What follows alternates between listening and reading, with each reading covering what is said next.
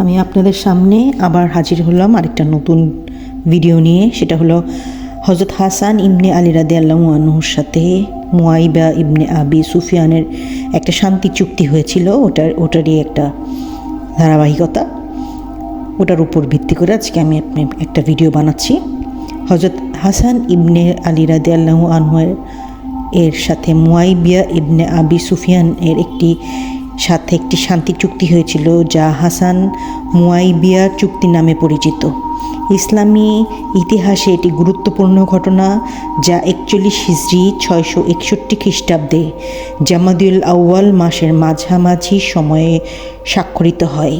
এটি প্রথম ফিতনা 656 থেকে 661 হিজরি শেষ করে, যাতে হাসান খিলাফত মুয়াইবিয়াকে হস্তান্তর করেন। চুক্তির বিস্তারিত বর্ণনা নিয়ে শিয়া ও সুন্নি সোর্সে কিছু মতভেদ রয়েছে, যা প্রধানত শর্তে সুনির্দিষ্ট ব্যাখ্যা ও উদ্দেশ্য এবং পরবর্তী পরিণতি পায়। কিছু পটভূমি, শর্ত, দৃষ্টিভঙ্গি এবং পরিণতি বিস্তারিত বর্ণনা করছি বিভিন্ন ঐতিহাসিক সোর্সের ভিত্তিতে। হযরত আলী রাদিয়াল্লাহু আনহু এর শাহাদাতের পর 40 হিজরি হাসানকে খলিফা ঘোষণা করা হয় কুফায়, এবং তার সমর্থকরা প্রধানত ইরাক এবং হিজাজের লোকজন বায়াত দেন। কিন্তু মুয়াইবিয়া, যিনি সিরিয়ার গভর্নর ছিলেন, খিলাফত দাবি করেন এবং যুদ্ধের প্রস্তুতি নেন। দুই পক্ষের মধ্যে সংঘর্ষ শুরু হয়, কিন্তু হাসানের সেনাবাহিনীতে বিশ্বাসঘাতকতা ও বিভেদ দেখা দেয়। হাসান যুদ্ধ এড়াতে এবং মুসলমানদের রক্তপাত রোধ করতে শান্তি চুক্তি করেন, যা প্রফেট সাল্লাল্লাহু আলাইহি সাল্লাম এর হাদিসে উল্লেখিত। আমার এই পুত্র দুই মুসলিম দলের মধ্যে শান্তি স্থাপন করবে। বলা যায় এটি কানাহ বা কুফায় স্বাক্ষরিত হয়। চুক্তির শর্ত নিয়ে সোর্সের সামান্য ভিন্নতা আছে, কিন্তু মূল বিষয়গুলো একই। বেশিরভাগ সোর্সে, যেমন তাবারি, ইবন আথির, নিম্নলিখিত শর্তগুলো উল্লেখ করেছেন। খিলাফত হস্তান্তর: হাসান খিলাফত মুয়াইবিয়াকে হস্তান্তর করেন, কিন্তু মুয়াইবিয়া কোরআন এবং প্রফেটের সুন্নাহ অনুসারে শাসন করবেন এবং ধর্মীয় খলিফাদের যেমন আবু বকর, উমর রাদিয়াল্লাহু আনহু চরিত্র অনুসরণ করবেন। উত্তরাধিকারী নির্বাচন: মুয়াইবিয়া কাউকে উত্তরাধিকারী মনোনীত করবেন না। তারপরে খিলাফত হাসানকে ফিরিয়ে দেওয়া হবে, অথবা এটি শুরা পরামর্শ সভা দিয়ে উত্তরাধিকারী নির্ধারণ করা হবে, কিন্তু সোর্সে বলা হয় এটি মুসলমানদের সিদ্ধান্তে ছাড়া হবে। নিরাপত্তা এবং অ্যামনেস্ট: হাসানের সমর্থকরা শিয়া এবং আলীর সাহাবীদের জীবন সম্পত্তি ও সম্মান রক্ষা করা হবে। সিরিয়া, ইরাক, হিজাজ, ইয়েমেন সহ সব এলাকার লোকজন নিরাপত্তা নিশ্চিত করা হবে। কোনো প্রতিশোধ নেওয়া যাবে না। আর্থিক শর্ত: হাসানকে মুয়াইবিয়ার ট্র্যাজেডি থেকে নির্দিষ্ট অর্থ, যেমন দারাব জিরদের রাজস্ব দেওয়া হবে। কিছু সোর্সে বলা হয়েছে বানু হাশিমের জন্য বিত্ত বন্টন এবং যুদ্ধে ক্ষতিগ্রস্তদের সাহায্যে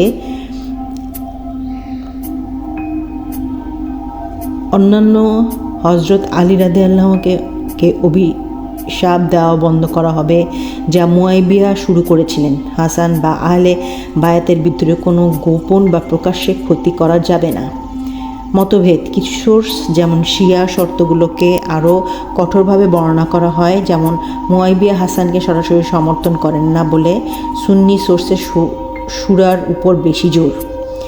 শিয়া দৃষ্টিভঙ্গি: চুক্তি হাসানের দুর্বলতা নয়, বরং মুসলমানদের রক্তপাত রোধ এবং মুয়াইবিয়ার দ্বিমুখিতা প্রকাশের জন্য। মুয়াইবিয়া খেলাফতের যোগ্য ছিলেন না এবং চুক্তি সত্ত্বে তিনি একটি ভঙ্গ করেন, যেমন ইয়াজিদদের উত্তরাধিকারী করে।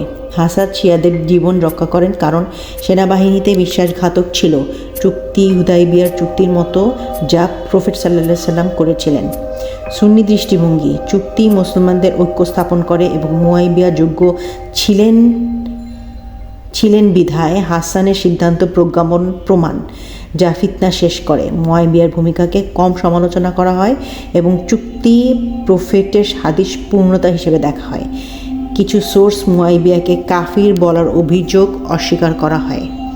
পরিণতি: চুক্তির পর হাসান মদিনায় ফিরে যান এবং রাজি থেকে দূরে থাকেন, কিন্তু মুয়াইবিয়া চুক্তি ভঙ্গ করেন, ইয়াজিদকে উত্তরাধিকারী ঘোষণা করেন, আলী রাদিয়াল্লাহু আনহুকে অভিশাপ চালু রাখেন এবং শিয়া সোর্স অনুসারে হাসানকে বিষ দিয়ে হত্যা করেন 50 হিজরি, যাতে ইয়াজিদের পথ পরিষ্কার হয়।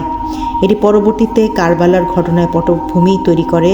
চুক্তি ইসলামী ইতিহাসের ঐক্যের প্রতীক হিসেবে দেখা হয়, কিন্তু শিয়া সুন্নি বিভাজনকে গভীর করে, যদি কোনো নির্দিষ্ট অংশ যেমন শর্তের আরও বিস্তারিত তা আমরা জানতে পারব।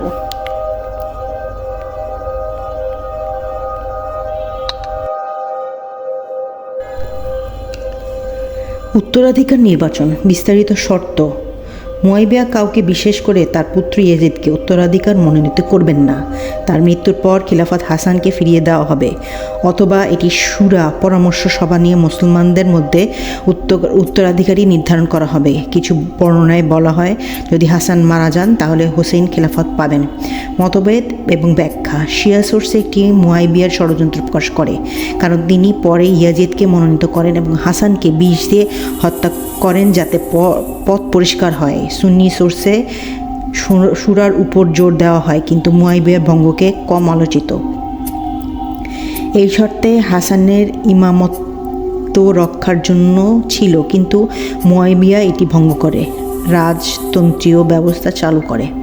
মুয়াইবিয়ার ভঙ্গের ফলে কারবালার ঘটনা ঘটে, যেখানে হোসেন ইয়াজিদের বিরুদ্ধে দাঁড়ায়। লোকজনের নিরাপত্তা এবং অ্যামনেসিস্ট, বিস্তারিত তথ্য: হাসানের সমর্থকদের শিয়া, আলীর সাহাবিদের সিরিয়া, ইরাক, ইজাজ, ইয়ামেন সহ সব এলাকায় লোকজন, আরব, অনারব, কালো, সাদা, জীবন, সম্পত্তি এবং সম্মান রক্ষা করা হবে। কোনো প্রতিশোধ নেওয়া যাবে না এবং তাদের পূর্ববর্তী অবস্থানের জন্য হেনস্থা করা যাবে না। এটি যুদ্ধের পর অ্যামনেস্টিস ক্ষমা হিসেবে ছিল।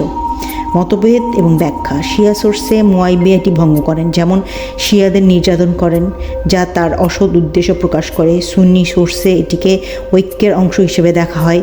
এই শর্ত শিয়াদের জীবন রক্ষা করে, কিন্তু পরে মুয়াইবিয়া এটি পালন করেননি। এটি সামাজিক শান্তি আনে, কিন্তু পরবর্তীতে নির্যাতন বাড়ে। আর্থিক শর্তসমূহ: মুয়াইবিয়া হাসানকে ট্র্যাজেডি থেকে নির্দিষ্ট অর্থ দেবেন, যেমন কুফার ট্র্যাজেডি 5 মিলিয়ন দিরহাম বাদ দিয়ে বানু হাশিমকে প্রফেটের বংশ বানু আবদ শামসের উমাইয়াদের চেয়ে প্রাধান্য দেবেন। যুদ্ধে ক্ষতিগ্রস্তদের জামাল ও সিফিন যুদ্ধের শহীদদের সন্তানদের 1 মিলিয়ন দিরহাম বন্টন করবেন এবং হোসেনকে বছরে 1 মিলিয়ন দিরহাম দেবেন। এটি দ্বারা বর্জিদের রাজস্ব থেকে দেওয়া হবে। মতভেদ বা ব্যাখ্যা: শিয়া সোর্সে এই হাসানের সমর্থকদের সাহায্যের জন্য, কিন্তু মুয়াইবিয়া এটি পালন করেননি, যেমন বায়তুল মাল থেকে শিয়াদের বাদ দিয়ে। সুন্নি সোর্সে কম উল্লেখিত। এই শর্ত অর্থনৈতিক সহায়তা নিশ্চিত করে। হাসান এই অর্থ দিয়ে সমর্থকদের সাহায্য করেন, কিন্তু মুয়াইবিয়া পরে কাটছাঁট করেন।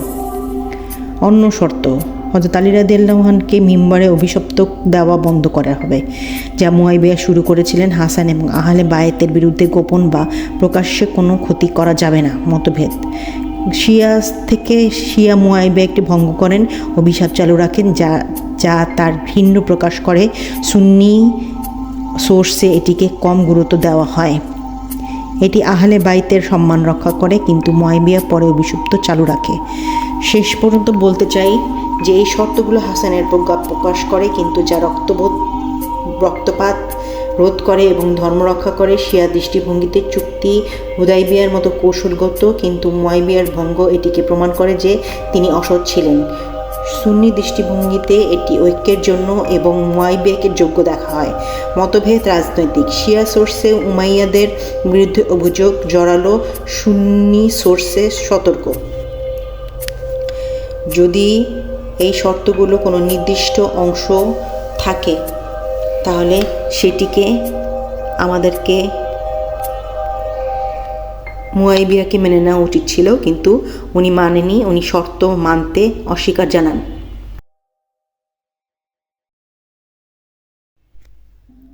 আজ এই পর্যন্তই, বাকিটি আমি পরে নিয়ে আসবো আপনাদের সামনে। যদি ভুল ত্রুটি হয় মাফ করে দেবেন। আর যদি ভিডিওটি ভালো লাগে তাহলে আমার সাথেই থাকবেন, শেয়ার করবেন, সাবস্ক্রাইব করবেন এবং বেল আইকনে ক্লিক করে আমার সাথেই থাকবেন। আমিন সুম্মা আমিন।